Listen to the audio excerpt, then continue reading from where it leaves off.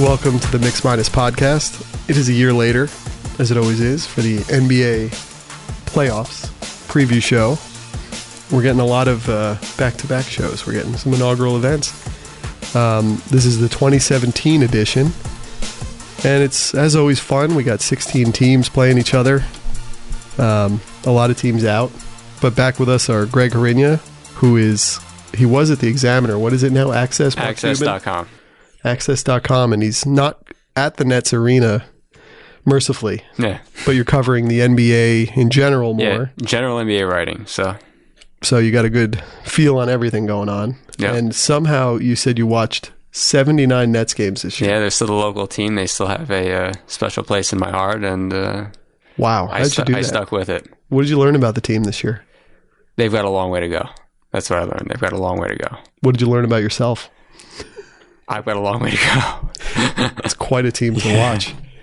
And also back is Tim Castano, who's our Oscar beat guy, NBA, football, Giants, all of the above. Tim, how much NBA basketball have you watched this year? Not that much. I've watched a bit. Yeah, quite a bit. Yeah. A little bit of Nets. Their March run was inspiring. I did like seeing that. But yeah, I try and get every team at least once, if not a couple of times. And Greg, what do we think the Nets think about themselves? If you're in a room there and they're being honest, what are the real discussions happening? I think that Atkinson and Marks realize they've still got a long way to go. I think the fans think that they're a little closer than probably what do they really? Nets brass do. Yeah, I think that they look at guys like Whitehead and LeVert and think that these guys are the next coming. But I guess when you haven't had picks, you don't have picks. I think that's you're looking to grasp onto any positive that you can get. And LeVert's a nice looking player, yeah. But I'm not ready to anoint him anything. I mean, he's got a good skill set, but I don't know that that's going to stop me from trying to improve my team, because I think I'm going to pencil him in for the next 10 years. I guess that's good for the Nets if the fans really feel that way. I think they want to feel that way. I don't know if they really feel that way, but I think that's what they're telling themselves. I think that's what helps them sleep at night. So, would you rather be the Nets or the Magic right now? I think I'd rather be the Magic, just because, if they're going to have the 4th, 5th, 6th pick, that's and true. If they're taking De'Aaron Fox or whomever, I mean, you could also make the argument. I was thinking the other day watching the Nets and the Magic play, like, who would you rather have, Elfrid Payton or Jeremy Lin right now? So I was looking at that. There was a game where Elfrid Payton had a triple-double, so I mean, it's easy to make that, statement at that point in time. But they've got some pieces, I guess. So whether they fit is another question. Would you rather be the Nets or the Knicks, Tim? I'd rather be the Knicks. Because of Porzingis? And the pick. Yeah, same. Well, right. The pick, I keep forgetting the Nets don't have a pick. It's awful. Yeah. Because it's like a lost generation of players they should have. It's oh my God, it's so terrible. And they will have picks. They'll have 22 and 27, but it's not the same as having 1, 2, 3. And so you didn't go to the arena once this year? I didn't, no. So you don't really have a feel like, well, first off, the shocking thing is I can't believe there's like 3 people covering this team now. Yeah. A New York area team. They had more in New Jersey because of the good location to a bunch of different places. Sure. Yeah, there's a lot of people that didn't come back this year, so I'm one of them. So that's astounding. I just can't even imagine that media room. Oh my God. Well, why don't we talk a few of the teams who aren't in it, because some of those might be more compelling than those that are in it. What do we think about the New Orleans experiment so far? Tim? I'll ask this question. Do you think Alvin Gentry comes back next season, or do you think he loses his job in the offseason? Ooh, that's a good question. Well, isn't that terrible that Monty Williams loses his job off of a pretty spirited playoff run, and including that they beat the San Antonio in the last game of that season, I believe, and knocked San Antonio down the seeding. And then all of a sudden they think it's that classic case of a team thinking that they're better maybe than they actually are, and thinking, oh, let's get the hot candidate, Alvin Gentry. If I were Alvin Gentry and they do bring me back for next season with generally the same makeup of players, I'm probably worried that I'm going to be the first coach fired during the season, because they'll probably give him another 12 to 15 games to see if he can make it work with that team. But then if he doesn't, they're going to, I think, bring somebody else in. I thought you were going to say that if they bring him back next year, that he's going to have his bags packed, just waiting for that that moment in time. Well, I think it's been a bad year for Alvin Gentry for obvious reasons. I mean, you've seen the things that have happened with Golden State. So there's this idea, he was the consigliere on the bench for Golden State in their championship run. The video at the end, hey, AD, this is us next year, which was just sort of immature for an older guy. And he started to believe in the press clippings of himself on that team. And the reason I think it's a bad year, especially this year, is one, we saw two of his players from last year go to Houston and be key cogs with the guy who he used to coach with, I believe, in D'Antoni. Yeah. And so you saw D'Antoni do with those players and Harden. And maybe D'Antoni can only play the one note, but that's a really good note. But I think that's really troubling for Gentry, is that he sees these A/B tests of how certain players that were in his system go to another one and they do amazing. And now he's holding these. I was almost thinking, like, what is this like right now? What is it like to have Anthony Davis and DeMarcus Cousins on the same team in this era where everything is pace and space? It almost made me think of the Yankees last year when they hoarded all the closers. And it was like, they had Dellin Betances, who was their obviously homegrown guy. They had Andrew Miller as the 8th inning guy. And then they had Aroldis Chapman as the 9th inning guy. And it just didn't feel right. And they ultimately traded them off to get the prospects back, because it doesn't feel like you can do this. It doesn't feel like you can just load the deck. And isn't Holiday a free agent? He is. Yeah. He is. So that's... And is he good? He's a risk because he's hurt a lot. Yeah. So I just don't know he's good, but I remember where I was going with that. So it's not that it's terrible I was thinking today, there's two people who are really hurt by D'Antoni's success. One is Alvin Gentry and two is Carmelo Anthony, right? Carmelo Anthony was in the system with D'Antoni. He was supposed to be the bridge after D'Antoni played with Nash, and he just needed to play that 4. And I've heard some interviews where D'Antoni was trying to be nice, but he was sort of saying, look, he wasn't really acquiescing to doing this. And that was the secret, was to have him play the 4 and we'd be in good shape. And then D'Antoni, I know he did go to the Lakers, but that whole thing kind of fell apart anyway, because Nash got hurt and Howard wasn't quite who he was. He was coming off back surgery. But I think Carmelo, and of these teams we're talking about who aren't in it, Carmelo and Gentry were really hurt by D'Antoni's success this year. Yeah, I would say so too. And I think I actually heard earlier today a rumor for Carmelo as a possible landing spot would be Miami. Yeah, where did I hear that? I heard maybe Zach Lowe talking to, or no. I know I heard Ira Winderman. Oh, that was it. Yeah, that was it. He brought that up, and I thought that it kind of made sense. For what? Justice Winslow is one of the pieces coming back, just because you could give a defensive-minded player next to Porzingis, and I guess he didn't really... I mean, he was injured all this year, in fairness to him, but I mean, I think there are a lot of question marks even coming to the season with Winslow. Yeah. No, I think that would be a very likely scenario, because I think we've seen from these past few years, Carmelo Anthony is not looking to jump on somebody else's ship. The championship thing doesn't seem that amazingly important to him. Yeah, and I think South Beach would be something that would be appealing to him, because he seems to be someone who would want to go to LA, New York, right. South Beach, something like that. And I think it would be good for him, because it would just give him a chance to refresh and get back in under Riley's tutelage and just do what's needed to be done. Be with a coach who you can kind of trust the way things are going. I mean, how can you not trust in Spoelstra, as we talk about another team who didn't make it, didn't make it?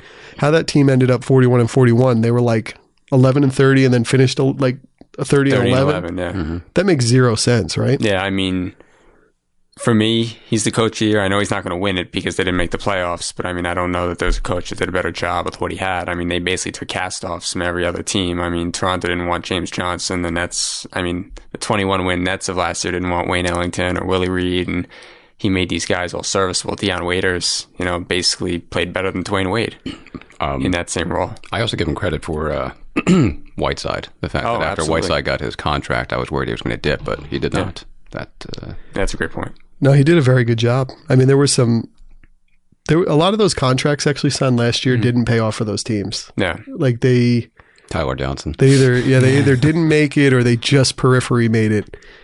And I think we can look back now and say that was a lot of mania going on. And I think we said it in the moment, there's no need to be paying this money right now. This isn't normal. This isn't going to maintain. And you wonder if a lot of these teams, I mean, think about Solomon Hill on New Orleans.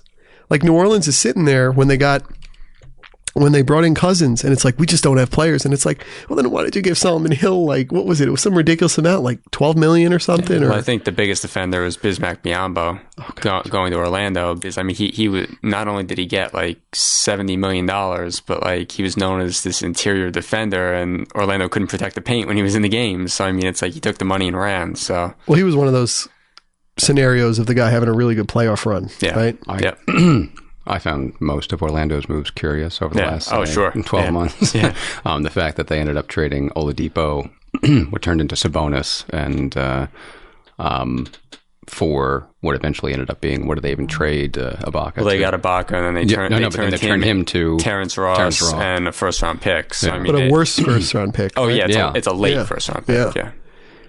And I wonder about Ibaka. I mean, we can hit him in a bit. That's an interesting thing. But Detroit, who you were high on last year, Greg, and Charlotte are two of the same teams almost, like where they were moving in the right direction, and Charlotte did lose some players. I think Lynn was an important loss to them. He was really good as a six-man for them. Yeah, as we were putting a bow on the regular season, I was kind of thinking on who my most disappointing teams were, and Detroit and Charlotte were both right in there, just because Detroit, they looked like they gave Cleveland all they could handle last year in round one, and then to come back in a sweep, right? Yeah, in a sweep. Yeah, which is crazy how that happens. But they really like made them work for it, and then to come back a year later with some extra pieces and go down, go backwards, that was surprising to me. Yeah, there's a lot of teams who you just don't know what they do. I mean, if you're really earning your keep as a GM on those teams, I mean, if you're running Charlotte, if you're running Detroit, Orlando, I mean, what do you do? Like, if you're running Detroit, what do you do? Well, Stan Van Gundy's got no one to blame but himself, because he's making the personnel decisions and he's coaching them. Exactly. And I thought the most interesting thing is that in the last two seasons, they're 1-7 in New York against the Nets and the Knicks, who have both been terrible in the last 2 years. And he sort of alluded to that before they played the Nets the last time they played them in Brooklyn, that, we've got to evaluate what we're doing. And then they subsequently lost to them and then the Knicks. So it's like, I think they have a maturity issue. I was wondering this too, is Andre Drummond more like Roy Hibbert, perhaps, than we originally thought in terms of his drop off? I mean, has he ever been how good Roy Hibbert was at his best, though? I've watched a lot of Drummond this year, and I'm really down on him. Yeah, it's confidence, right? Don't like him at all. I don't think his attitude's good. I think that he's not really that great a defender. He rebounds a lot, but I mean, if that's all he's doing is grabbing rebounds, he's got no offensive game really.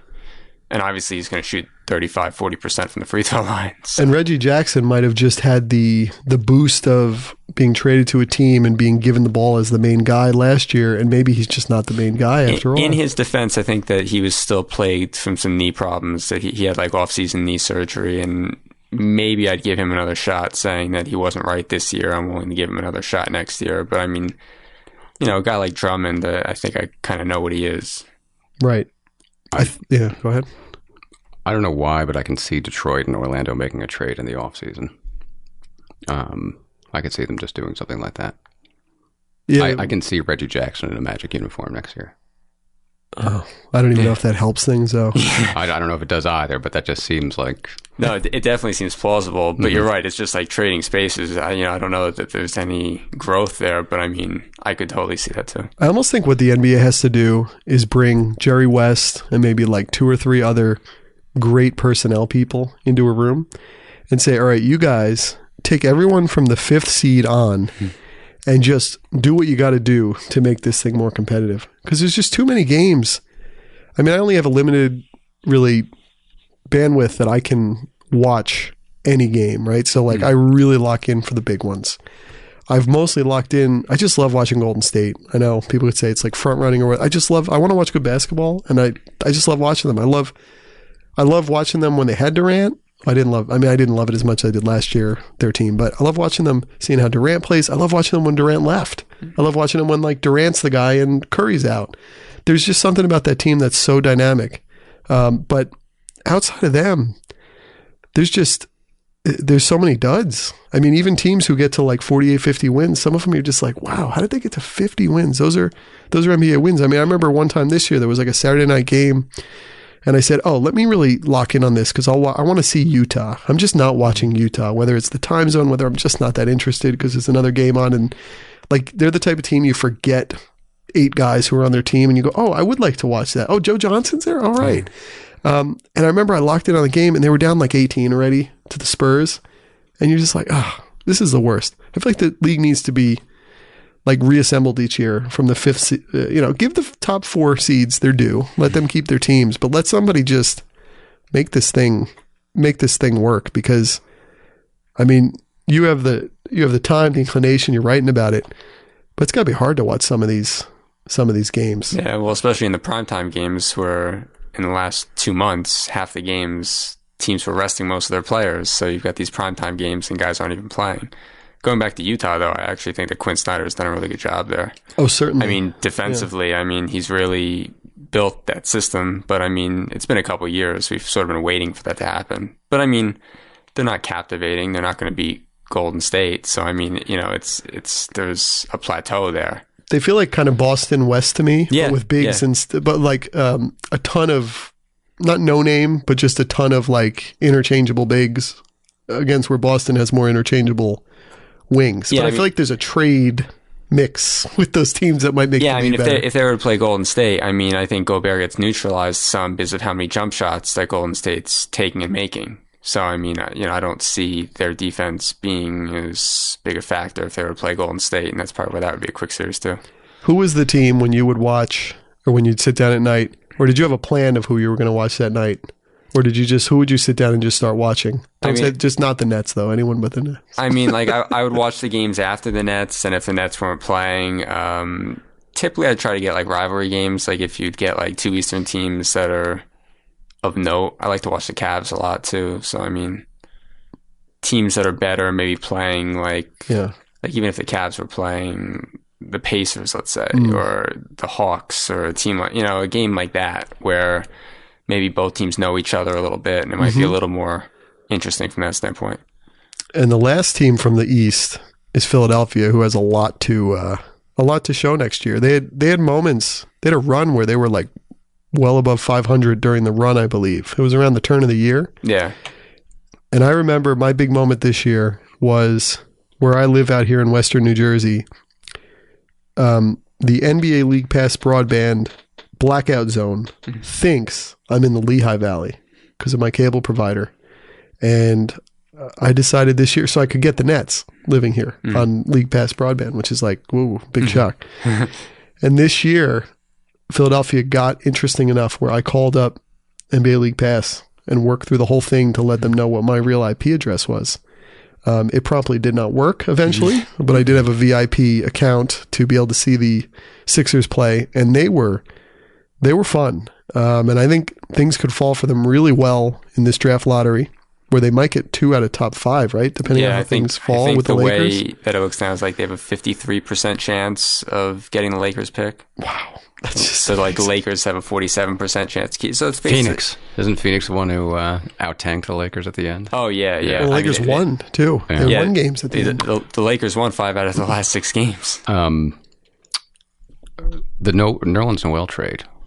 Did that make sense to you, or more sense to you than maybe? I know he was a free agent and they didn't want to pay him. They weren't going to pay him. I think, but I guess Okafor was harder to move. They didn't really have a market for him. But and I am not down on Okafor, or as down on Okafor as some people are. Actually, I'd rather have Okafor because I feel like he can score. He's got a little bit of an offensive game, but I mean, he also. I mean, I'm not sure if you saw there was a play that was on YouTube of Okafor playing defense, and it was like he basically just stood in one spot and walked around in a circle as the ball just went around the floor. So I mean, he's not this great defender, but I think he moves very, very well with the ball. I think that he's more workable, and I mean, I wouldn't want to give Nerlens Noel $15 million a year or whatever he's going to command. I mean, I think he probably maybe fits better next to Embiid over the long haul, but that's why that surprised me. But yeah, there's a lot of the league can feel that way, but I think they'll turn I thought they'd be a 40-win team this year, and I think they had the possibility if people were healthy to do that. I mean, if Embiid and Simmons had stayed healthy, then that definitely was a possibility. Yeah, I'm a little worried about a guy like Simmons missing a whole year of competitive basketball, though. It just feels really strange. Like, Philly almost feels too prone to doing that, like too okay with doing that. I always like the idea of at least getting a person in for a couple of games at least at the end, you know? Blake Griffin did that. He did miss a whole year as a rookie, yeah. That's true. That's true. You don't even remember that almost. It's so crazy. John Wall does, because that denied him his Rookie of the Year. Oh my God, that's true. On the Western Conference, before we jump into the playoffs, Denver is sort of in that place too. They sort of got a glass jaw at the end there in a couple games where, like, the guy who left them it's Nurkic, not Jokic. Nurkic said like that thing after they beat them, and then they lost on that crazy Russell Westbrook shot. Like, they had a bunch of glass jaw moments a little bit. Like, I wonder if they can come back from that. I really wanted to see them as the 8th seed because I think they would have given Golden State a little more bang for their buck, if you will, just because I think that I don't know how Golden State would have guarded Jokic for starters, and I think that they have some longer guys like Chandler and Barton and Gallinari who could have matched up defensively somewhat with some of the guards on Golden State, whereas I know you don't want to jump into the playoffs just yet, but I think that they had some interesting matchups that I don't know that you get those interesting matchups from. Well, Nurkic Portland might, if he can play, which it looks like they're going to try to play him. But he was surprising. Yeah, but I mean, I don't know if he's healthy yet. I mean, I think there were concerns that he might not make it back for the weekend, so he might miss the first 2 games. I wouldn't play him. I feel like a broken leg you shouldn't mess with. Yeah, it's just not worth it. But I mean, I feel like that was Portland's shot, because I think for a team to be able to give Golden State a run, you've got to be able to have a functioning big man, a guy who can take advantage of Pachulia or who's really too big for Draymond Green to go up against. Well, the thing I miss is with Denver, the home court advantage and the Mile High atmosphere. That would have been, that's like something that comes to the party that really a lot of teams don't bring. I guess Utah can kind of bring that, although no one ever really talks about that. But the Mile High aspect, I feel like is that moment where Game 3, Golden State's breathing a little harder. It's just, and they feed on that because by living there all year, whatever the term is, their capillaries can handle it a little better. That's why when they're good, they tend to really be good at home. Yeah. Was Malone was on Golden State staff when they had Curry, right? When he was an assistant. Curry's been there a lot longer than I would think. I mean, speaking of which, I feel like Wilson Chandler has entered the he's still in the league category more quickly than almost any player I can remember.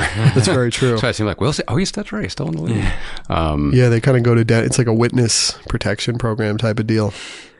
Well, Jameer Nelson is on that team too. I guess you could make that same argument with him. But Jameer, you expect that at this point in his career, like, or even I remember texting you when we saw Richard Jefferson with the Mavericks on opening night. I was like, Richard Jefferson is still in the league, and he's just kept surviving. The crazy part with Nelson, he's still just like 35.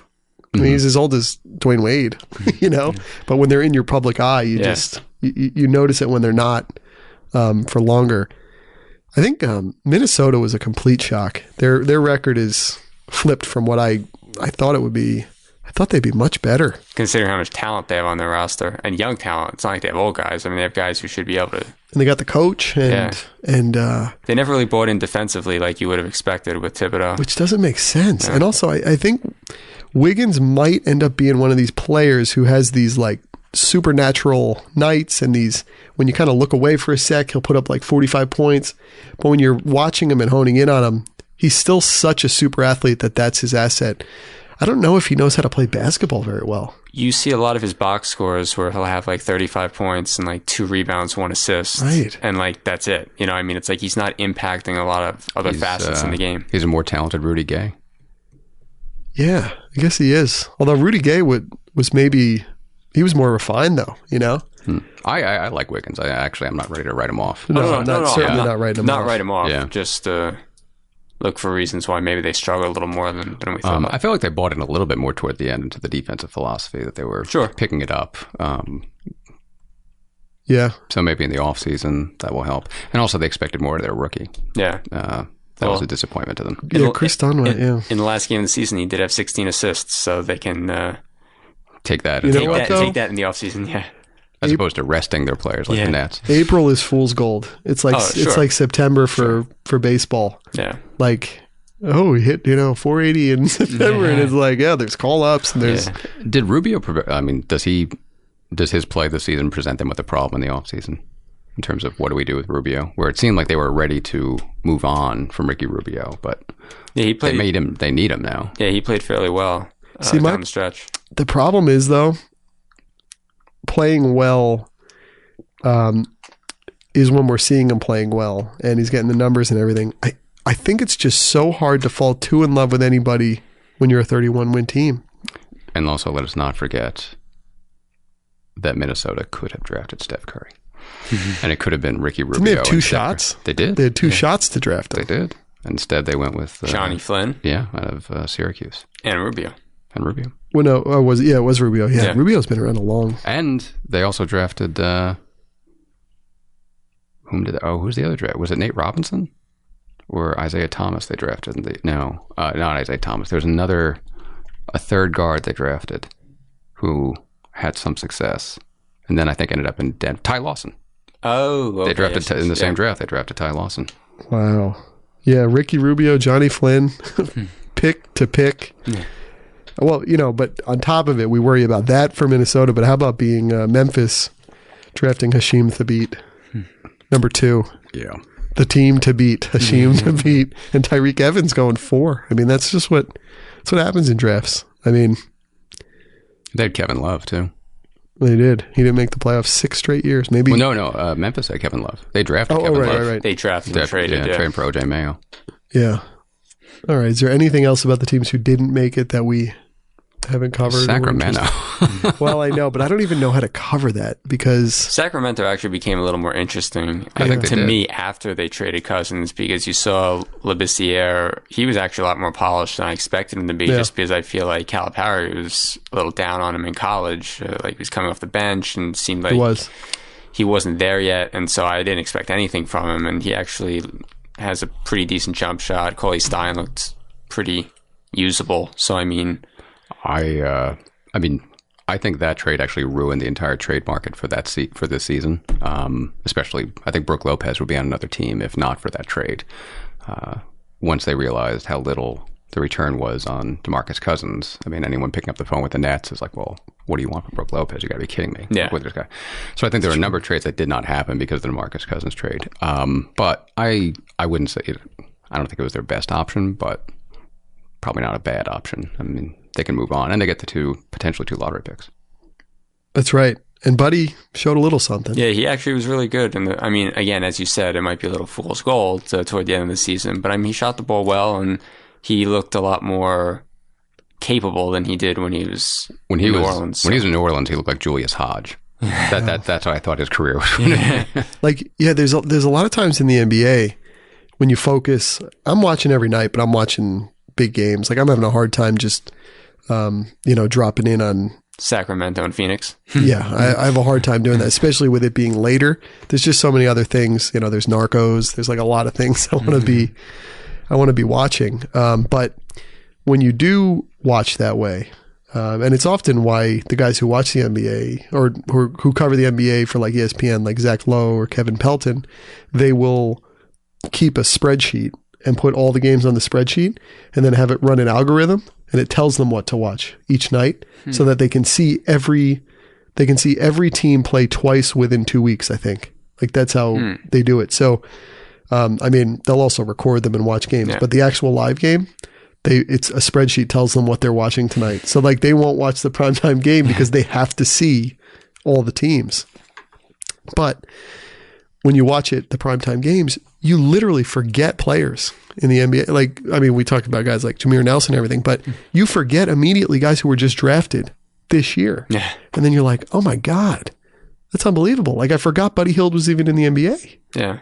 And there was talk of him last year going to Boston. I remember his workout. He made like 85 out of 100 threes. And the discussion was, were they going to take him at number 3? So, and like, has Jaylen Brown been a good number 3 though, too? Like he's shown some glimpses, but. He's shown glimpses, but he hasn't been used all that much just because Boston's got a lot of functional pros. That's the like problem with them. They're too functional. Crowder, Bradley, they've got a lot of pros. So, it's like they're not a tanking team who can just give Jaylen Brown 35 minutes a night. And I remember the last thing I'd want to say, and it has to do with Cousins and Brook Lopez and these remaining dinosaurs. Even though Brook Lopez shot like 300 threes this year, right? Yeah. Yeah. He tied Dirk, right? For most threes by a 7-footer or something like that. Most threes attempted. He also, 100 threes and 100 blocks in a season. He had a good year, but it was like a hidden year. Yeah. But it scares me that a big man having a year like that and your team doesn't win, because he played like the whole time. Brooks had such a weird career. Yeah. He's been on winning teams and he's been on like some of the worst losing teams. But I think they're going to try and use his season to, again, try and move him in the offseason. It's dark. They almost like fattened him up. Like they made him shoot threes to make him more marketable, right? Yeah. Yeah, I think so. It's insane. Yeah. And he went with it. I'll do it. Yeah. This is fun. And how about being like him, who's been here forever, and then his brother who's played on all these other teams? That's always kind of interesting. But I was going to say, I had this idea that, or I had this notion that big men still could play, right? Like, it's just we don't have the right big men right now. If we had a dominant big man in the league, they could dominate. I'm starting to wonder if it's done. Like, if Shaq got dropped in this league, he would still dominate, right? Young Shaq. I mean, he was such a force of will. Wouldn't he still? He'd be impossible to guard. He'd foul your team out. Couldn't you still control the game with young Shaq? Yeah, sure. But like, everything's gone so pace and space that does a young Shaq even exist to play anymore? I have a theory, which is that players of that stature have developed their own, have made essentially the same, have made the choice to play differently. So it's not even so much that, if we had this person, we'd drop him in right here and he'd change the game.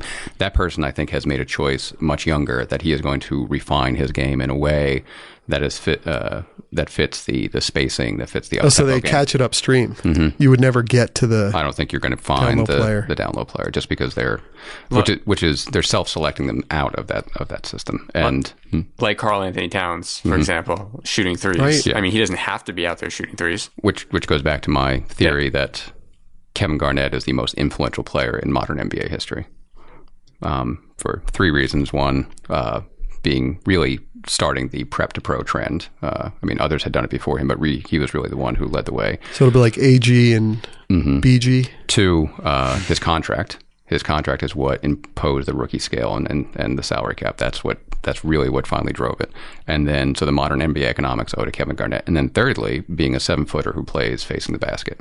I think he is the most influential player in modern NBA history for that reason. So I think players then grew up modeling their game after, say, a Kevin Garnett more so than a Shaquille O'Neal. Yeah, I just wonder. It was like all those years in baseball when everyone was just trying to make hitters. And then you're sitting there going, but I thought I grew up learning pitching wins. And then like you would learn all these stories like, well, this hitter, they're just trying to make him. He was like an elite pitcher in college. And it's like, well, then why are you making him a hitter? It's like, well, we need hitters. And it's like, why? And then they've done a turn where it's like, no, let's build pitchers again. We still have some of those players. I mean, Mark Gasol, and Randolph. They happen to be on the same team, but but like young Shaq wouldn't shoot. He couldn't shoot threes. Is he just selected out of the NBA? Like, young Shaq would have been shooting threes if you were coming up today. But his hands though, like he couldn't shoot. Like he was so bad. And I'm just it's fascinating to me because I don't. Well, think about Akeem if he were coming up today. What would he be like? Embiid. Because he could do anything. Yeah, he'd be like Embiid. I guess Embiid will be that. Yeah. If his feet can stay together and his different injury issues, he should do it. He showed a lot of good low post moves, but he also stepped out and shot threes. So I mean that fits into Tim's theory. Yeah, because like I keep looking at this Anthony Davis, DeMarcus Cousins thing, and you're just thinking to yourself, how is this going to work? Like, how do you have two of these guys? Well, it probably won't work. So and it's like DeMarcus is going to be 30 by the time he's just considered this malcontent. And he's going to like end up hurting Davis, who actually was. There's a lot of what Gentry was doing is he was starting the game with both of them playing like 4 minutes, and then he was basically like going in shifts. So he would take one out, and then when he brought the one back in, he'd go in with the other one. So they actually weren't really playing together that much during the game. And who coaches these guys if not Gentry? Like, who's the coach? Who's the big man whisperer? You know what I mean? They're going to bring back Bill Fitch. No. Calipari. It's got to be Calipari. Because he'll be the one who says, I can fix this. And they're the kind of organization. They're like Brooklyn, Kentucky where guys, they'll fall for anyone. And that would tell you that could, in theory, work because he would not leave where he is to go to them. Now, if he's like, no. Then, you didn't like my Bill Fitch? He coached Ralph Sampson and Hakeem Olajuwon. Is Bill Fitch alive? I think he is, yeah. Is he? But he coached Olajuwon and Ralph Sampson to the finals. Bill Fitch also, the fascinating thing with him, he coached in North Dakota, right? Mm-hmm. That was where he started. Coach Phil Jackson in North Dakota. Like, I always love those kind of stories when you think of in what was that? Would that be 70? Late 60s. Late 60s. Like, when Bill Fitch is coaching Phil Jackson in North Dakota in like the 60s, do they have any inclination that in like 20 years where they're going to be? Well, maybe we'll be saying that about Greg Hrinya. 20 years. Or all of us, yeah. Be in some big studio in LA. No, I'm going to be dead in a welfare motel in Sarasota, Florida in about 5 years. So Sarasota, Florida. Oh gosh, if the ocean hasn't taken it over by then. Mm-hmm. Okay. Let's go into the NBA playoffs. We need some kind of gong or something. Mm-hmm. Or some kind of Regis Who Wants to Be a Millionaire thing. So I got a random order to this just because of how I wrote it. So let's go with it because who knows where the conversation will lead anyway. Let's start in the East, and let's start with the 3-seeded Raptors against the 6th-seeded Bucks. So this was a good year for the Raptors from the sense that they've had a continuity behind getting 50 wins last year, 50 wins 2 years in a row. You're starting to build something. Kyle Lowry did get hurt, but DeMar DeRozan, who I've never quite believed in as an elite player, but I believe in a lot ever since I saw him play in that series against the Nets. He's much better than it looked like he was going to be when he was drafted. Like, you were like, ooh, I don't know if this guy's even going to hang on. He's turned into a player. I still don't know if he's quite shooting threes. I don't think so. Not which really. is a shock. Every once in a while he'll shoot one, but he more goes to the hoop. Mostly that mid-range jumper, or he goes to the hoop looking for contact. They had a lot of struggles in the playoffs last year. He reminds me of Michael Finley, by the way. Yeah, I could see that. I always thought that backcourt, not necessarily in size or stature, but reminded me of that early mid-2000s Detroit backcourt. We have Chauncey, kind of like Lowry, and then you have Rip, like who doesn't shoot threes. Yeah, who doesn't shoot threes and kind of plays around screens and gets the ball and goes to the hoop. But they upgraded the roster by getting Serge Ibaka, PJ Tucker. I still am not sure Serge Ibaka's good anymore. Like, I'm not sure Dwight Howard's any good anymore. I think he can accumulate some statistics, but there was a point in time where Serge Ibaka, there was that 1 year where we didn't know he could shoot threes, but he brought everything down low, and then he started shooting threes, and you're like, what the hell just happened? This is like the singularity. But the Raptors are really tough. I think they will be strengthened by the near-death experiences they had in the postseason last year, where they were brought to the brink several times, and then it looked like they were going to get swept in the conference finals by the Cavs, but got their two wins at home. And then they're a good fourth quarter team. And then the Bucks, we have Giannis in the playoffs. He was in the playoffs the 2 years ago, right, when they were there, but he wasn't Giannis. That's when points. they played the Bulls. Yeah, and I think it looked like they were going to make a series out of it, and the Bulls wound up winning a game by like 50 points, and it was sort of put the brakes on it. Yeah, I think in that series they got back in Game 3 and hit like a game winner to make it 2-1 or something like that, or maybe it was Game 4. I'm not sure, but it's going to be fun to see Giannis as the man in the playoffs. And I think the Bucks could give them a little scare, but I don't think they're going to scare them much. I think that the Raptors are potentially a much tougher team off of last year, and they're going to look to handle business in a real way. Yeah, talent-wise, I mean, Toronto definitely has it, but I think that Milwaukee's got some matchup problems that they can provide. I mean, they can definitely... I mean, if Lowry and DeRozan want to take a lot of jump shots, I mean, they've got guys who can guard them out on the perimeter. Middleton's a good defender. Antetokounmpo with his length. Tony Snell is a plus defender. So, I mean, that'll be interesting. And if they're missing a lot of those mid-range jump shots, is that turning into transition points for Antetokounmpo on the open floor? He's going to be fun. He's going to have some moments. Yeah. Better or worse without Jabari Parker?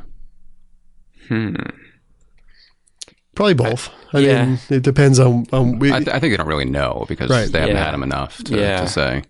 Because they got Chris Middleton was out, right? And then they got him back, so it was almost a replacement. The night that Chris Middleton came back was the night that Jabari Parker blew out his knee. Yeah. So I think we'll hear that the Bucks are a trendy pick for an upset, but I agree. I think Toronto is just too tested, has too much depth, and I think they win possibly even in 5 games.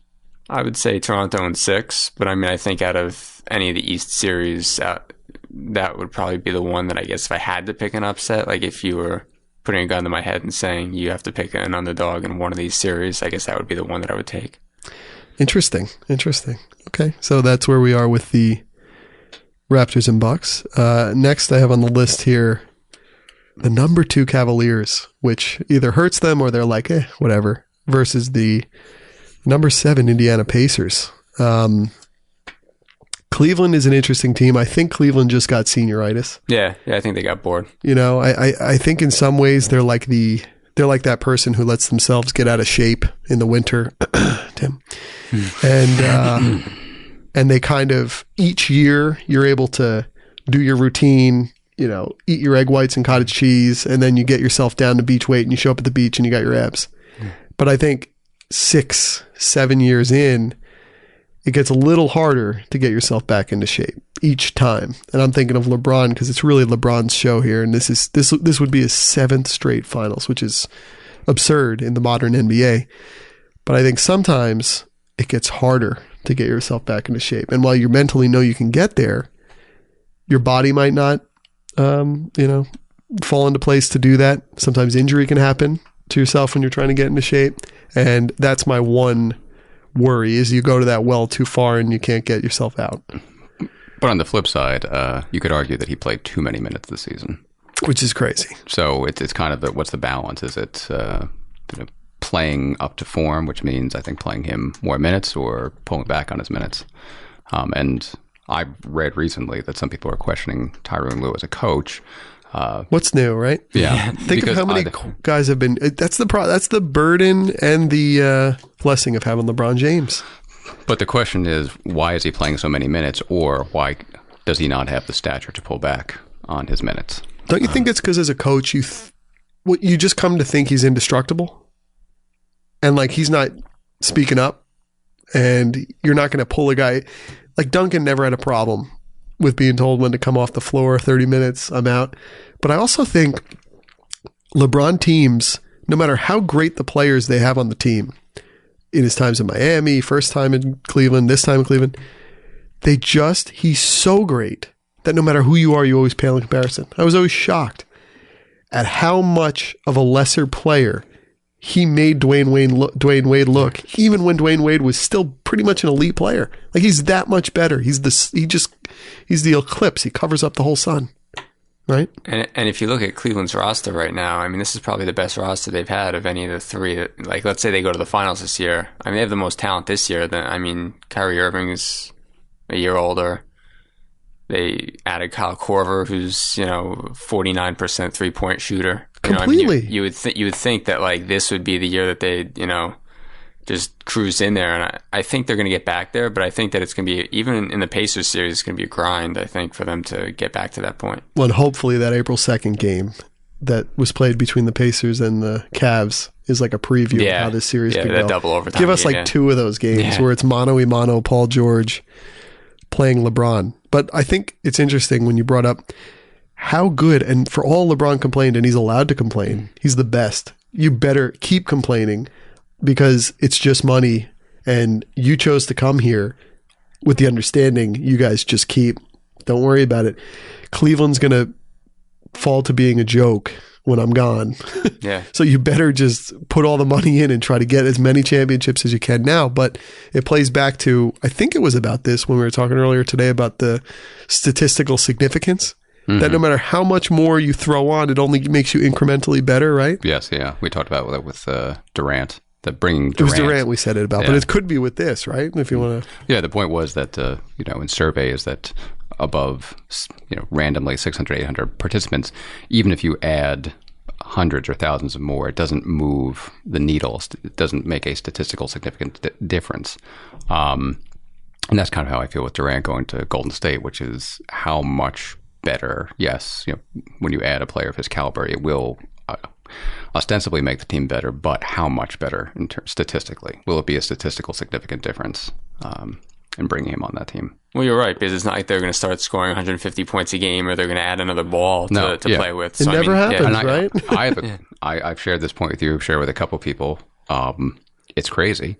And I'm not saying it just to be contrarian, but I think, especially after his injury, the best way for Golden State to use Kevin Durant is as the sixth man.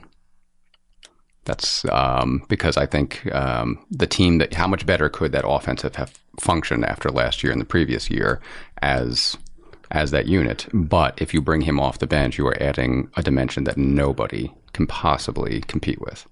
And it frees up the bandwidth for him to be the full realization of himself. Mm-hmm. He can play like he did in Oklahoma City. While the starting five of the Golden State Warriors can play like they did for the previous 2 years. Crazy idea. I know. Maybe it doesn't make sense, but... well, it's the type of deal you only do in the playoffs. It's like the Manu thing, right? Manu should be a starter, but he's just best coming off the bench because there's only one ball and there's only so many possessions to take over to your best... That's what the Celtics did with Kevin McHale. He was their sixth man. So that way, when you had Larry Bird, you had Robert Parrish, but then you bring in McHale off the bench, he gives you something that no other bench had. Yeah. But with Golden State having 4 of the best 15, arguably, players in the league, I mean, they're going to start every second quarter in the playoffs with 2 of those guys, be it Klay Thompson and Durant, or Klay Thompson and, Steph usually plays the first quarter and then he sits out, a couple minutes in the second. So, maybe they come back with Green and Thompson, or they can mix and match any way they want to, but I think that they're going to start every second quarter. That bench unit, some other team's bench is going to have to go up against some of those guys. That's right. Yeah. No, it's very interesting, but I think Cleveland has gotten into that. They're so deep with so many amazing players. It's insane. It may be the ultimate dieting at the last second to hit the beach body of coming back from 3-1 with 2 games on the road is like how do you do that and then muster up anything in a regular season? Like, I think they ran at the level they'll run in the playoffs at the start of this year because they were pumped up from winning. The Indians were in the playoffs looking like they were going to win. Cleveland was, flying. It was hot. The weather was still nice. And they started off like 8-0 or something like that, I think, or 5-0 or 6-0. And then you just get into the doldrums and it's like, who cares about a March or April game? It's like, we came down from 3-1. The weather was beautiful. We're stopping off in Vegas on the way home. We got our parades.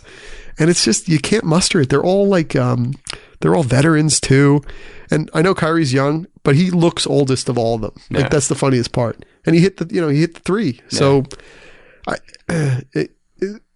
will be very surprised if they can't. And they're in the Eastern Conference. Let's be honest. Like, if you reseeded the NBA playoffs to be based on merit, no matter what the conference is, I'd say, oh my gosh, they're in trouble.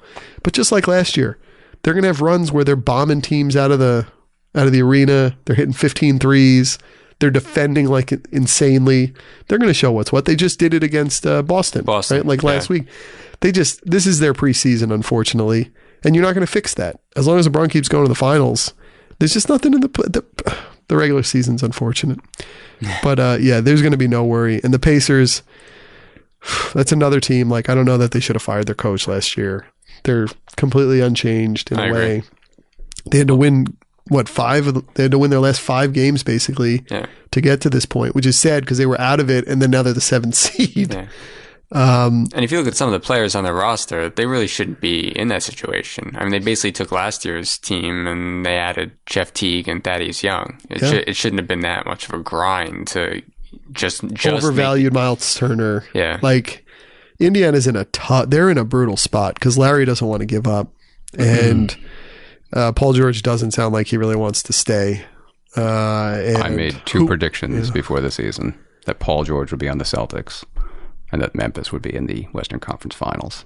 I don't think either is going to. Actually, one didn't happen, but I don't think either is going to happen. But yeah, I still feel like that trade made too much sense for both sides not to happen.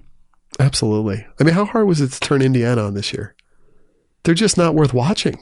Yeah, they weren't what I thought they were going to be. So Denny Green, we are who they thought they were. Yeah. I think Cleveland should really take care of this. I mean, maybe the Pacers get a game on one of these crazy mano-a-mano games. Yeah, I'd say 5. I'd say 5 games. I always think it's important in any series for the lesser seeded team, as long as you win game 3, your season's a success, because you're expected to lose the first 2 on the road. And there's this idea, we'll hold serve, we'll go back home and we'll hold serve. As long as you win game 3, first of all, your city is turned on going into game 3. Then if you win game 3, you keep the engine roaring, people pumped in the city, everyone walking around, go Pacers. And then you're pumped up into the next game. Everyone's talking about it through that game. So it gives you like 3 days worth or 4 days worth of caring. And if they win, you can continue and tie things up. Or if you lose, whatever. But you kept things alive, for 4 days that wouldn't have been kept alive. That's all you got to do in these series. I know it's terrible you lose in 5 games. The Nets did it against Cleveland that one year. Or no, Miami. The one year. By winning game 3, it felt alive. That's all you got to do. And game 4 was exciting too. That's right. That was when LeBron scored 49. That's exactly right. Still a Barclays Center record. Oh, Jesus. Is that right? I believe so. All right. This one is, as everyone's saying, the NBA TV special. Yes. Number 4, number 5, we got the Wizards against the Hawks. This is a tough one. The Wizards did come back from a 2-8 start, and I wish they got 50 wins. I hate when teams don't get 50, but they got to 49. Scotty Brooks did well. They have a really dynamic backcourt. They're sort of like Portland East in a way. Yeah. But with more of the blue chip players of that ilk. If Portland had kept Batum. Right. Yeah. That's true. They came back really well. They're a nice team. They're not going to go amazingly far, but they'll put up a lot of points and they'll play really well. The Hawks are a bizarre team. They're a very good defensive team, but they can get blown out.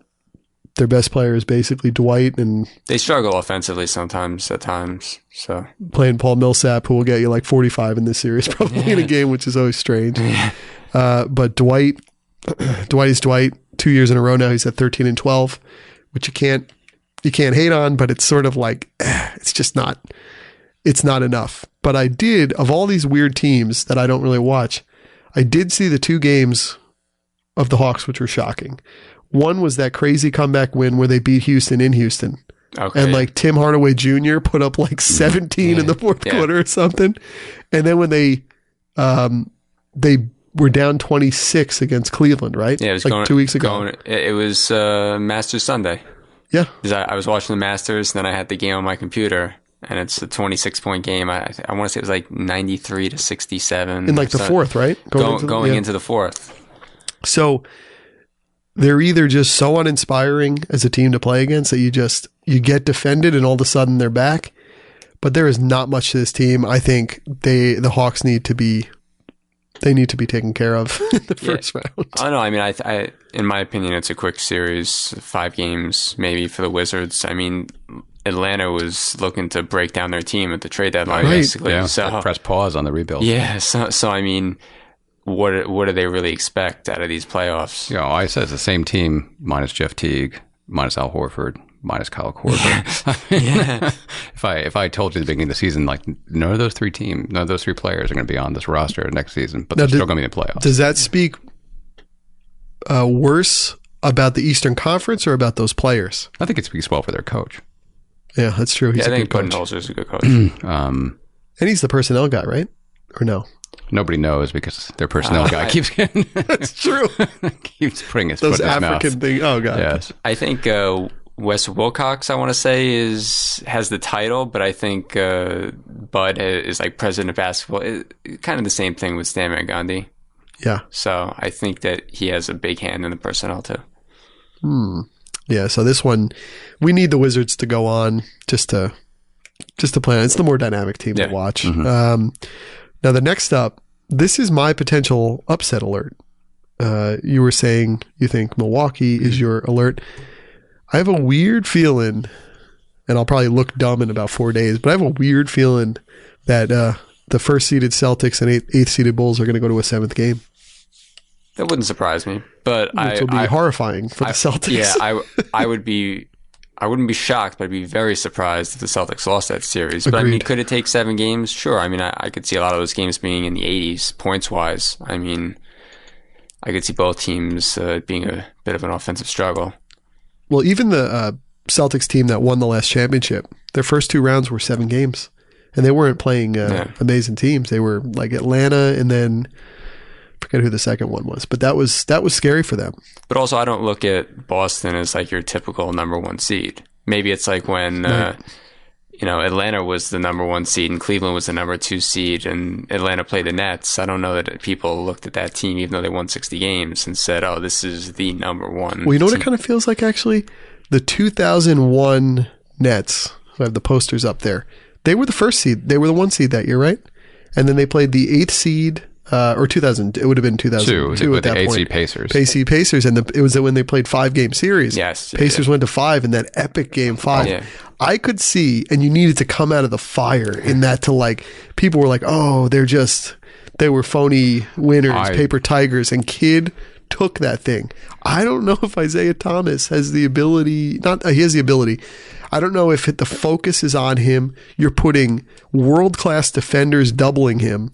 I don't know if he can do that. And no one thought Kidd could do that. And Kidd's taking the game over scoring. Well, first of all, that Nets team was not just... That wasn't a series. That was the history of the entire franchise on its back in that absolutely. Game 5. So with Reggie dunking over the team, hitting turnaround bank shots. They had to exercise that, and I am not ashamed to say I cried at the end of that game. That was one of the most beautiful games I've ever seen. Yeah. Along with the Scalabrine the Detroit game. Triple overtime or whatever. Detroit. I agree with everything you're saying. I don't think it's going to go 7. I think it'll go 6 at most. I think it has 6-game potential. Just because I just don't know if that team really wants to play for Fred Hoiberg. Right, you don't trust the team. Like they could look like they're going 7 and then just fall apart. Yeah, I just think it was such a poorly constructed team. And I don't know if Jimmy Butler, if his strengths will overwhelm any of the Celtics' weaknesses. I don't see his strengths. I don't think the Bulls have any depth either. I mean, Jimmy Butler. They traded it away. Yeah, exactly. Yeah, that was a weird one. These teams trading away players who they could have used because the Celtics can't rebound. Yeah. And Taj Gibson was like an epic offensive rebounder. Yeah.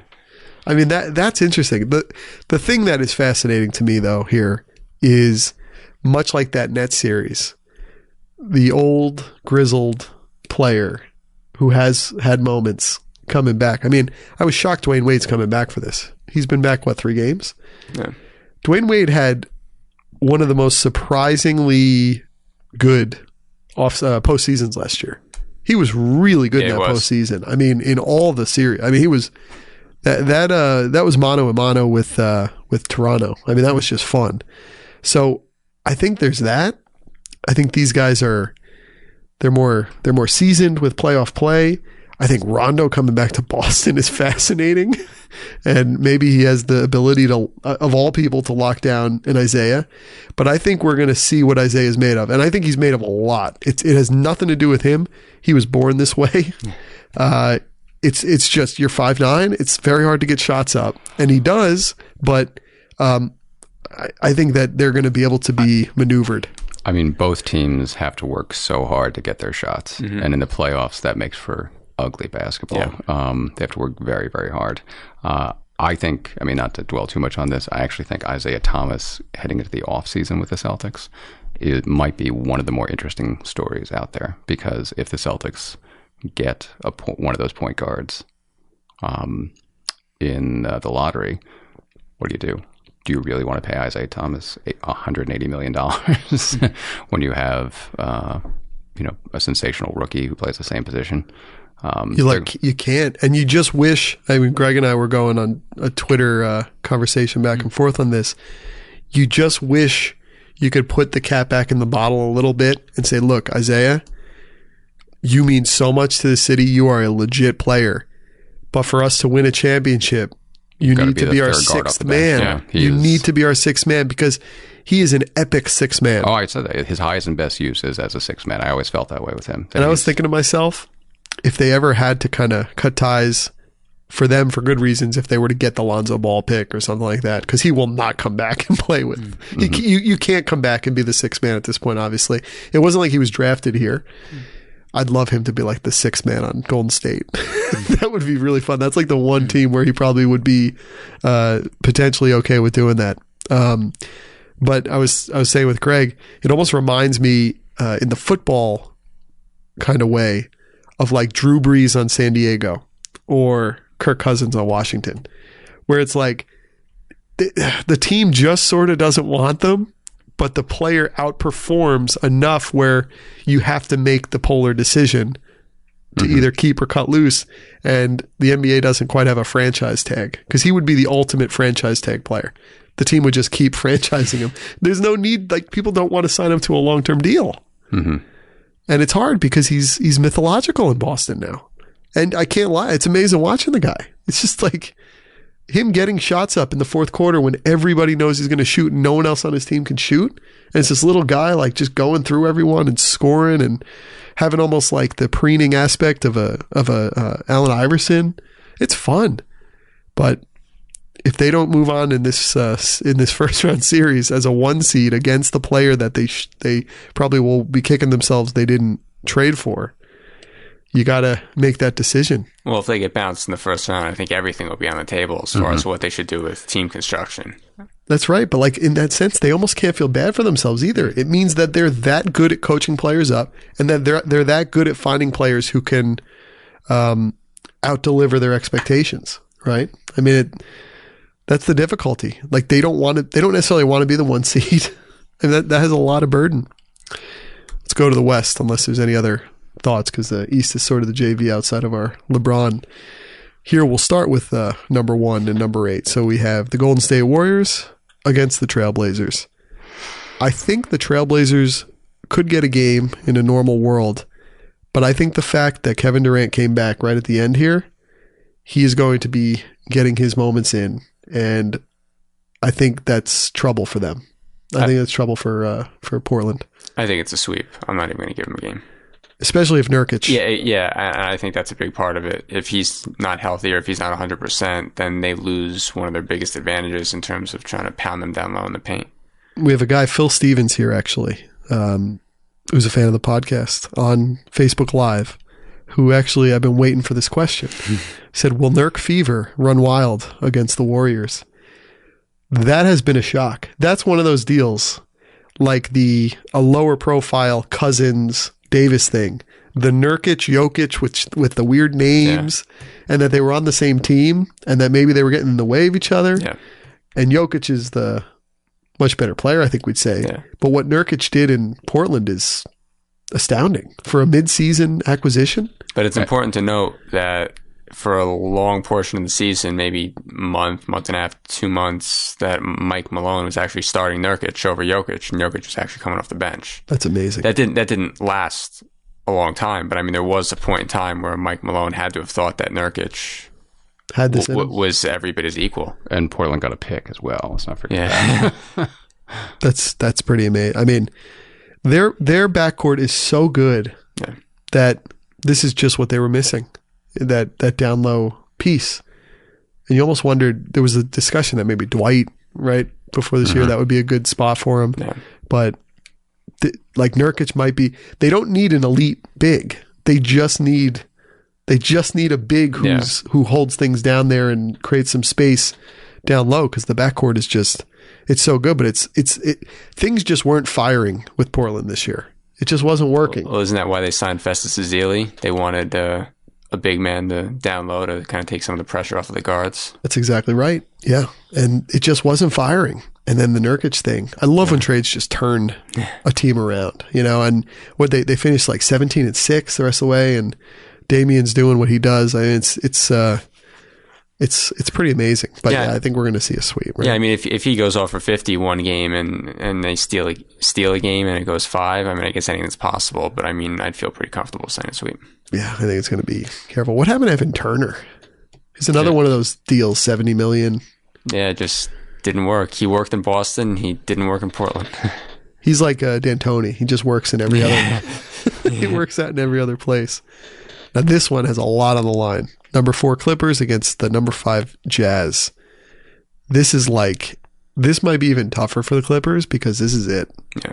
This is it. And I think I heard on that same podcast, the Winderman podcast, or maybe it was when I was listening to Zach Lowe and Jeff Van Gundy, that there's discussion of Doc Rivers, him going out with the bathwater here too, and going and running Orlando as going back home. Oh yeah, I heard that as a rumor too, and I think he shot it down. But I mean, what else is he going to do? Is he going to admit that he's thinking about doing that while his team's still in a playoff Well, if he left phase? Boston because the big players left, yeah, because he didn't want to be part of a rebuild, and then all of a sudden he's going to go to L.A. I mean, I know he likes living in L.A.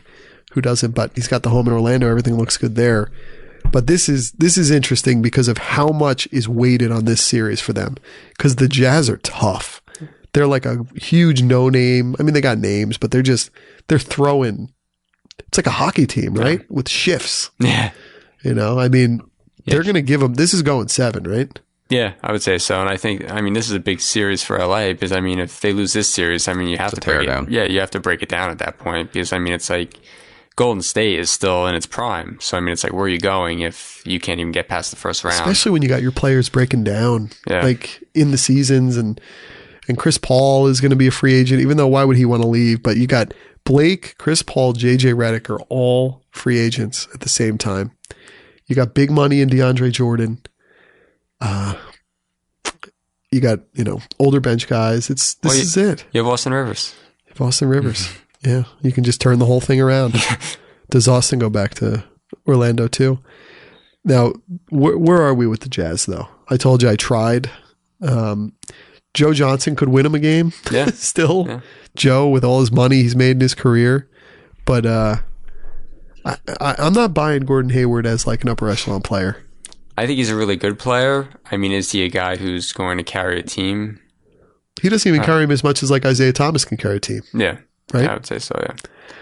It's sort of like you got to win with they win. They're almost like a college team. But if you put Gordon Hayward with Brad Stevens right now in the Celtics, I think that really works. Yeah. That's possible. It's making Brad do a lot. I think Brad's like, can I just have an elite player, please? George Hill had a good year too. He did. 17 points a game after he was like mostly a 12-point guy. Contract year. And also another Indianapolis guy who Indy should have probably kept. Or they actually probably should have kept Kawhi Leonard and never gotten George Hill in the first place. And the Spurs felt sad about that move too. They did. They love Georgie. They love Georgie. The series of the first round. I've been thinking about the fact that Oklahoma City over the last 7 years are the organ donors of this great playoff. Yeah. They've handed out a lot of great players to make this thing. They've been the altruistic person here, giving out the best players so all may live. It is utterly shocking the more this goes on. I was just thinking about Reggie Jackson. I was going to say it. The talent that Sam Presti has brought in and has summarily left out the door. He's like the Ron Wolf of the NBA. God. All the quarterbacks that Ron Wolf would...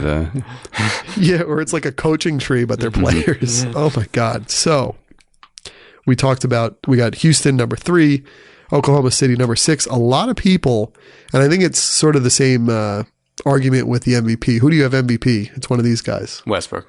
You do have Westbrook. Yep. Tim? I have to go with Westbrook as well. I think LeBron James is the MVP. Right. Yeah. For every, I think his consistency has disqualified him, unfortunately.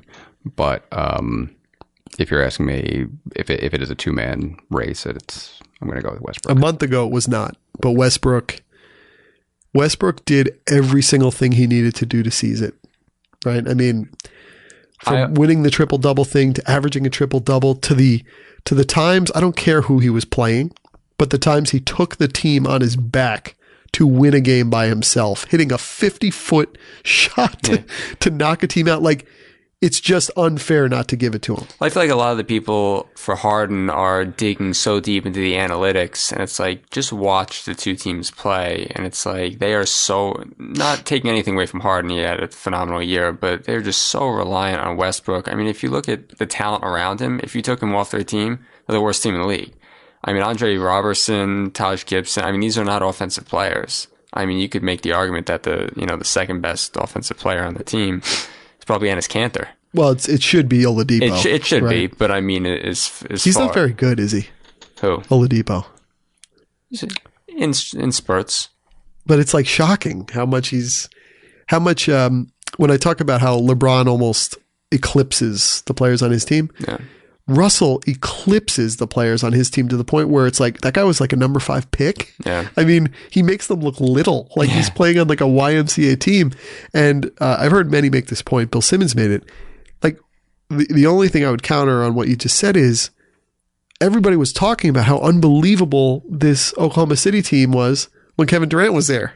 Because I think these players are like elite tertiary players. Yeah.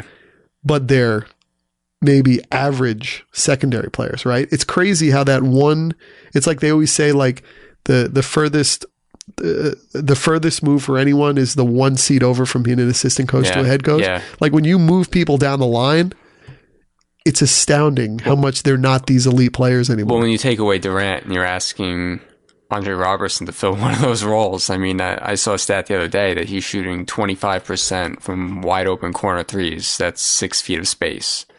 I mean, that's horrendous, to shoot 25% on a corner three when there's no one near you. I mean, it's like, he's not a good offensive player. I mean, Sabonis, who played most of the year power forward before they got Gibson, might be a nice player, but still a rookie. It's like outside of Oladipo. And I mean, Adams isn't a great offensive player. I mean, he can score around the rim, but I mean, he's not creating offense for himself. So I mean, outside of Kanter and Oladipo, I mean, who else can really hit a shot on the team? Well, with what we said about how Durant didn't make, well, how could you make a 73-win team notably better? But like him going to Golden State is well within his rights. But I hate how much it turned Oklahoma City into like a non-factor in that way. They were such a factor, and it kept more of the league in play. And I guess you can see now why he probably didn't love playing with Russ, because this Russ was hiding in plain sight, and Kevin Durant knew that. And Kevin Durant was like, no, I'm a better player than this guy. And then he goes to the next place with the person who was the MVP 2-time, and this guy's like, no, you're our number one guy. It's fascinating. And then I've been fascinated with just, I think we said it earlier, with Kevin Durant going out and Golden State getting better. And it made you almost, I saw 538 put up an article today, the case for Steph Curry as the MVP. And he's not going to win it, but I mean, he really is, like, we're taking for granted the level of excellence that this guy is the leader of. They're the only team who's ever won 67 games 3 straight years. 67 games. I mean, this is like Michael Jordan level stuff. I mean, isn't it amazing how much we take Golden State kind of for granted now? Yeah, I guess because they have so many good players on their team that it's sort of, we do take it for granted because of the talent on their team. Like when they would have a couple of losses this year, you're like sitting there going, "Oh my God, is Kerr out?" Yeah. Imagine if they were losing games like Cleveland was losing games. I mean, Cleveland basically went 500 the second half of the season. I mean, Golden State, they'd lost 2 or 3 straight games in that one stretch when Durant was out, and all of a sudden it's like, oh my God, the sky's falling. Yeah. You had asked a question earlier that if you were to swap Westbrook and Harden, how would that change the fortunes of those two teams? And my response was, I thought Houston would perform just as well, and Golden State would be. Houston would perform just as well, and Oklahoma City would get worse.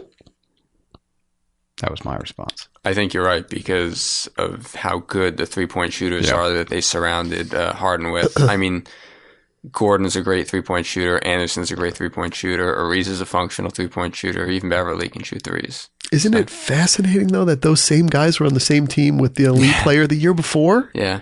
Mm-hmm. And with a guy who was a coach with D'Antoni? Like, that's the part to me that the NBA is crazy. It's almost like the way in baseball, the great relievers basically go bad year, good year, bad year, good year. I mean, it's almost like how Eric Gordon and Ryan Anderson have been. I think you're going to get Alvin Gentry fired on this podcast. No, He'll be joining us next year. No, but it feels like what is not even going after him, but like he's kind of getting a pass. Yeah. I actually was critical of Morey going after Ryan Anderson because he had wanted Ryan Anderson for years, but he wanted Ryan Anderson when he had Dwight Howard. And then once he got rid of Dwight Howard, I was like, why is he still going after Ryan Anderson? Is he forgetting? Like, it's almost like he was obsessed with him. But I was wrong. I have not been this wrong since Barry Manilow. Were you around the Nets when he was drafted? Was that your first year covering them when Ryan Anderson and Brooke were drafted? I was the year after. So you didn't, that was the year after he was gone because he went out with Vince. Yeah, right? Yep. That was a really good draft by Kiki Vandeweghe. Yeah, that was his draft. And like no one knew who Ryan Anderson was. Yeah. And that guy's turned into he'll probably be like a 15-year player who made a lot of money in his career. And I remember that first year he was with the Nets, he was this confident hitting his threes. I mean, it's just amazing. I think Gentry's going to be in a lot of trouble. I think the playoffs might get him fired. And a part of me is like, when's he ever been this amazing coach? I mean, I know he had a time in Phoenix when he sort of took over. Was it? Yeah, but I don't know that he was an amazing coach even when he was in Phoenix. So. And then with the Clippers. Coach Miami. Coach Detroit. Yeah. But like the other thing, he just doesn't sound like amazingly bright when I hear him interviewed too. And it's just like, Steve Kerr ends up being this like Svengali of the assistants, and then they leave. Like when you're on Golden State, it's just like football, right? It's like Kyle Shanahan's going to go over to San Francisco, and it's going to be like, oh, here comes the Kyle Shanahan. Oh, they're 3-13. This is what happens. This is why great players are important. Great players, and you still do need a great coach. That's the craziest part because Mark Jackson had this team too, and they were like a 55-win team. But yeah, I think this is going to be a fun one, and everyone's sort of feeling that. I guess OKC is a markedly worse team, than Houston. Yeah. I still don't understand why. No matter how many, I know their record's much better, and I know that. I mean, think about the fact though that OKC had Kevin Durant last year too, and they only were the record. Houston is this year too, so maybe that does speak that the roster still is overvalued. In our minds, but yeah, I hope that they don't get swept because you almost want this one to have a little juice, whether it's 1-1, 2-2. Oh yeah, I'd love to see it go 6 or 7 games, but I mean, I don't know that it will. And like Russ can't do this next year, I don't think. No, he needs more Isn't help. he 30 next year? He's secretly got a little older. Let's say. Russell Westbrook. I think he's going to be. Curry will be 30 next year too. He's 20. He'll be 29. Sorry, in November. But that's sort of like 30. You're just like, I'm almost waiting for 30. Yeah. Come on, man. Yeah, it's close enough. Yeah, so that one. Yeah, and Houston with the threes, 43s. They can basically get 43s per game. It's good for D'Antoni. I like D'Antoni a lot. And I like that he has this coda to the career. Yeah. Right? And I think I'd rather not see him go out. Let's give D'Antoni a little bit of a run. I still don't think this team's good enough to do much past this round because you can sort of take Harden on a bit with a group of players, and I don't know if all these guys in the heat of the playoffs are going to continue to hit as easy. Is this the first time Eric Gordon's in the playoffs? No. He was on the New Orleans team. Oh, that's 2 years right. ago. Well, Yeah. but he was always hurt, though, wasn't he? He was. Yeah. Can we talk for just a second about Nick Collison? I think he has had one of the more interesting careers in the NBA for a backup player to be on the same team for his entire career. And I made this point, I think, like 3 or 4 years ago, expecting that he would get traded at some point, and he's still with the team that drafted him. Isn't that unusual? Kind of like. Oh, I made this point, I think, like 3 or 4. Is that what I really sound like? Sorry. And I was going to say, isn't that kind of like Udonis Haslem with the Heat? It is, yeah. Yeah. But I just think he must be the best locker room guy imaginable that they just have to keep him around. Well, you know what, too? Because he was a starter before they got Durant. He was the starting power forward. right. And then they brought in Durant. There's two players in the NBA who I must have had a fever dream and believed they were on a team, and they just weren't, no matter how hard I look. I thought J.R. Smith was for a half season on the Bulls. I'm like convinced of it. I thought that he was on the Spurs. That's possible. I thought that too. Yeah, I actually thought that he was on the Spurs. And like he wasn't on any other, like it's the weirdest thing. I thought he was on the Bulls. He was just on the Nuggets, Knicks, and Cavs, right? He was drafted by New Orleans. Okay. Mm-hmm. But then he was playing in Oklahoma City because remember when New Orleans was going back and forth? Oh, yeah. Okay. He was drafted in 2004. That was like the funny part of that Jonathan Abrams interview. He's like, he's been around since 2004. J.R. Smith. It's like, what the heck? But he's one. And then Nick Collison, I see him on the Indiana Pacers for a half a season when he was traded. And no matter how hard I look, it didn't happen. Are you thinking Tyler Hansbrough? No, I saw Nick Collison. Like Austin Crozier. I don't know. Maybe it was Austin Crozier, a guy who made a ton of money off of one playoff. But yeah, I see it, and I don't know why. I don't know why I see that. Wait, did Rafe LaFrentz ever play on the Pacers? Because they're two guys from Kansas. Maybe that was. Maybe it's that. Collison is from. Well, no, he was from Iowa. He's not even from Indiana. I don't know, but I need J.R. Smith to be I on do the Bulls. not think anyone else is talking as much about Nick Collison heading into these playoffs than we are right now. Well, maybe he's the X factor. The last one is My favorite. the Tim Castano series.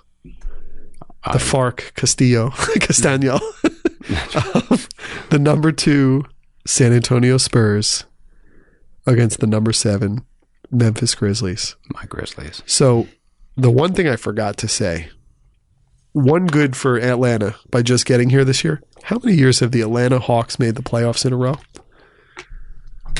Take a guess, Tim. 8. 10. 10. That's a really good run. That is a good run. I mean, I remember when I was at the Nets and they had made 6 straight. I went, the Nets made 6 straight playoffs? 10 is really good. That's Red Wings territory. Yeah. Well, they just They were just out got for the yeah, first time. first And time. and Joe Louis is gone now, right? Mhm. First time in what, 20 years? Yeah. Something like that, yeah. And The Spurs, 18 consecutive 50-win seasons and reached the playoffs 20 seasons in a row. This is I think that Greg Popovich is going to have a career. this is gold right here. We got the battle of the brothers, Mark and Powell. Mm-hmm. You have a point guard who broke his back in this season, and Michael Conley. 2 more brothers too. We'll hit Conley, but 2 more brothers who started shooting threes. 2 more bigs. I mean, they're not brothers. Sorry, 2 more bigs who started shooting threes. This is going to be as it always is. The Grizzlies keep a team around. You can't hate them for doing that. They paid Mike Conley I always think it's funny when they're like, the largest NBA contract in North American history. And you're like, what? You don't understand how that happens, but he got it. Never gotten a technical foul in his career. There was a Wall Street Journal article about that today. And think about Conley when they drafted Greg Oden, and people were thinking, well, Conley is just sort of the consolation prize who goes along with Oden and his friend. And Daquan Cook will be as good as him anyway. Yeah. I'm a huge Mike Conley fan. So Yeah, I really like him too. yeah. No, he's the one you wish just would move to another team so you could watch him. Yeah.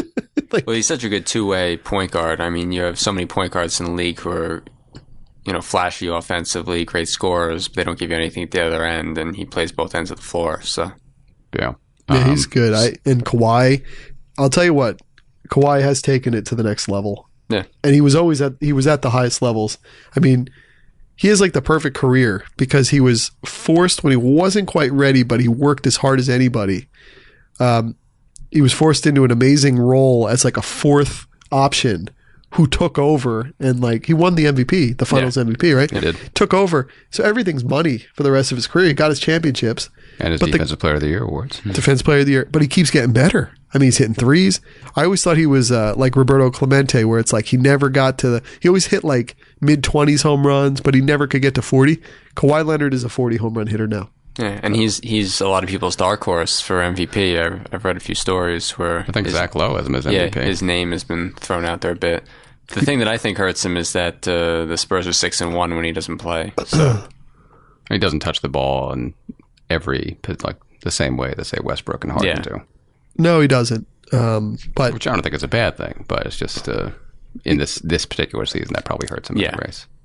Great player. He's just not. He's almost like not electric to watch, even though he is like he is. It's just something Spursy about him. You get lost in the Spurs. It's sort of like the Red Wings, like we said. You get lost in the fabric. Anybody who can take LeBron James out in LeBron James' prime deserves a lot of respect. Well, somebody told me though. Somebody's like, look at the stats though. Yes, he did as good a job as anybody could do. But LeBron was averaging like 30 points a game in that series too. Like that, I never even thought of that. And he won, and he matched him. So matching him is, I mean, that was one of the fun things to truly watch. But he's in charge now. I think the Grizzlies they have enough to always go 6, in series like this. I feel like if they were playing a different team, they could get out of the first round. But Golden State doesn't want to see him. No, they don't. I mean, Clippers wouldn't want them. I don't think Houston would want them. I think San Antonio has their number, which is funny because Memphis had San Antonio's number 5 years ago. 6 years ago in 2011 when they knocked him out in the first round. 1-8. Yeah, 1-8. But I just think that the Spurs team, and it pains me to say that because I'm a Grizzlies fan, but I think the Spurs will take it. This is baseball, but it was a really fascinating thing. I'm reading the book, The Best Team Money Can Buy by Molly Knight about the Dodgers in the last 6 years maybe. And I never realized that Tim Lincecum was drafted. It was in the same draft as Clayton Kershaw, but it was right.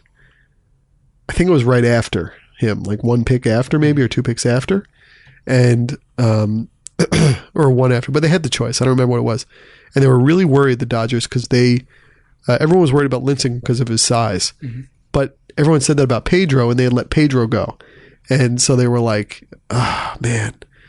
And Lincecum had the amazing start, and Kershaw kind of, he had the normal progression coming up. It wasn't great, and it wasn't until he added a slider that it was like he was dominating. But both endings so far are really great, but one more for personal glory, one more for personal plus championships. And I was thinking, who do you take? Do you take, and I guess you got to finish this thing out, but do you take Lincecum's career with the team, personal and team, ending, or do you take Kershaw? Knowing what you know, right? I'd probably take Kershaw just because I know that he's a Hall of Famer, a lock Hall of Famer. But Lincecum was for those. Yeah. He was the ace and he was unhittable. I was like, whoa. Time just has a way of evening a lot of things out. Yeah. I guess I'd look at Kershaw as a better pitcher, but when it's all said and done, he might have rather had and he'll have Lincecum's longevity. career. Yeah, he'll have longevity. Tim. Tim Lincecum. I'm going to pass on that question. Hard pass. Yes. So fast. So I think we got through all the games. Any final thoughts, Tim? No, I think I made my obscure point about Kevin Durant being a 6th man. So we'll see if that lights up the internet. Lighting it up right now. I see everyone's talking about it. Mm-hmm. Castano. And Greg, what is the Nets record next year? It's obviously going to depend on the offseason, but I'll give them 30 wins. Do they have a surprise in them this offseason? I mean, they're going to do the same thing they did last offseason. They're going to go after Otto Porter, Kentavious Caldwell-Pope. They're going to go that restricted free agent route, and maybe one of those teams make them a lot of money. Yeah, make those players a lot of money. Yeah, they're going to make those guys very to rich. Go back to their other team. Yeah, yes. Yeah, quite possibly. Wow. They're everybody's favorite team. The Players Association's favorite team. They're like the living embodiment of what LA was to the NFL before they got teams, and now everyone's there. One of these days, the Nets are going to get stuck. But without knowing anything that they do, I'll say 29 or 30 wins. That's ugly. I don't know if Sean Marks makes it, even though he has to. He has to, but just saying. All right, gentlemen, that was another good run, another year, and I'm sure we'll Thank you. pick it up sometime later in this playoffs. Sounds good. I look forward to it. Goodbye, Facebook Live.